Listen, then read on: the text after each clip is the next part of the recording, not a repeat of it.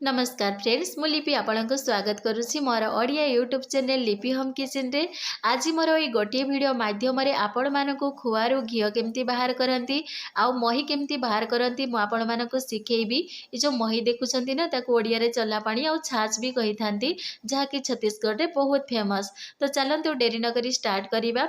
जदि आपण मो चैनल रे नुआ अछंती प्रथम थर पई वीडियो देखुछंती चैनल को सब्सक्राइब करि देबे। बहुत सिंपल प्रोसेस रे आपण मानकु आज घियो बनैकी देखेबी। घियो बनैबा लगी ए खुआ मु नै जाइछि जोड़ा कि 10 दिन हेलाणी मु आकु रखिथिली फ्रिज रे कवर करिकी माने 10 दिन रो खुआटा एडा। आपण चाहिले 5 दिन रे थरे मध्य बनै पारिबे। खुआ देखिकी बनैबे जदि बेसी जाउछि खुआ को जल्दी जल्दी टिके बनै देबे। तो देखंतु आधा लीटर क्षीर जेतिकी खुआ बाहरी माने सर जेतिकी थिला क्षीर ऊपर लेयरटा दही ऊपर लेयरटा बास मोटा मोटा सर को मु रखिथिली। एठी बेसी मु दही यूज करूनी। तो तापरे देखंतु एठी टिके पानी दे देबा।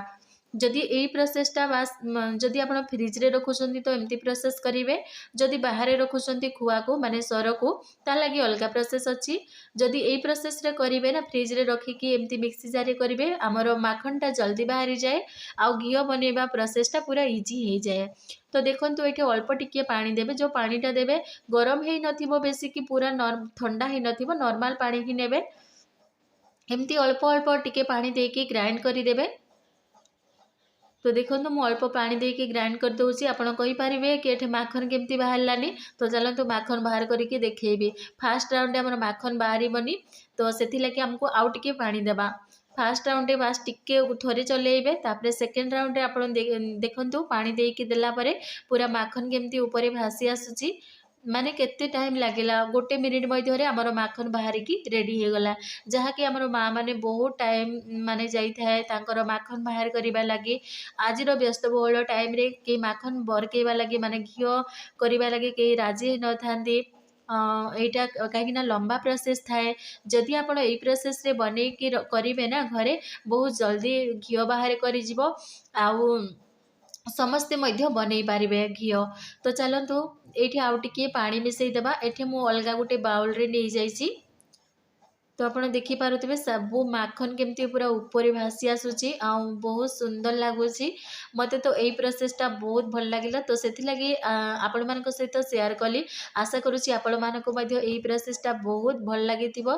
काहेकि ना जो घंटा घंटा अपेक्षा करके माखन बाहरी थाए ना सेटा 1 मिनिट रे जदि बाहर करि पारुछंती तो एमती प्रोसेस रे काहेकि करबानी। तो देखंतु फ्रेंड्स एटा हमर माखन बाहरी गला। एटा हाफ लिटर क्षीरर 10 दिन मु खुआ जमे थी माने 10 दिन तार जी सर बाहरी सेतिकी जमे कि मुझे माखन बाहर करुच्ची आमर एतिकी माखन बाहरला। जदि आपण घरे बेसी क्षीर अच्छी तो बेसी भी जमे पारे आई प्रोसेस रे करि पारिबे। निहाती करंतु पूरा 100% सक्सेस हेबो। तापर ये जो पानीटा देखुछंती ना ये पानी हैला हमर मही पानी। साइड साइड रे आउ टिके घियो माखन थिबो बोली मु एइठे बाहर कर दउची। देखंतु ये आउ टिके टिके जो बड़का माखन थिला टिके बाहरी आसला। एमती चलई देबे जदि सब जाक माखन बाहरी आसीबो।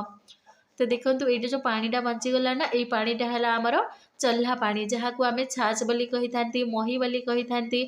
आउ एटा छत्तीसगढ़ रे पूरा चटनी बने माने बरा समोसा जहाँ भी खाती एटार ही मही चटनी बने बेसन सहित। आपको भी आपण मान सहित शेयर करी।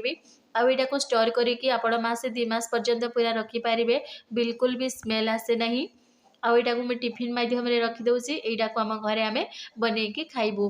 तापरे देखंतु गोटे कड़ई नहीं जावा जेहेतु आम माखन बाहर करके रखी देइछंती तार आमे घियो बाहर करिबा। तो घियो बाहर करबा लगी गोटे कड़ई नहीं जावा। कड़ई पूरा भल भाव में गरम करदेबा। देखंतु कड़ई भल भाव में गरम हो सारे जो माखनटा आम बाहर करके रखी ताकू देदेबा। आउ फ्लेम को आम टिके मीडियम करवा। ए भी जो तार पानीटा टिके पानी अंश अच्छी से पानी अंशटा ऊपर को पूरा देखंतु भासी आसूची माने बबल्स परी हो जाउची। तो जमा भी व्यस्त हेबेनी सेमती पानी ही बाहर आउ तापरे एमती टिके चलई देबा। चामच माध्यम कि कौन से गोटे जगह नहीं कि एमती टिके चलई देबे भल भाव में।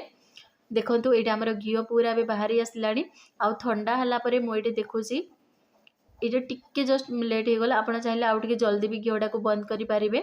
आउ तार तले पूरा यहाँ देखो जो कला कला अच्छी आपड़ चाहिए गोटे सूती कपड़े माने कॉटन कपड़े गोटे बाहर करेंगे जेहेतु पूरा उपरे रही एबे कॉटन कपड़ा मु आनी से लगी छालनी रे छानी दौची चा छंकारे।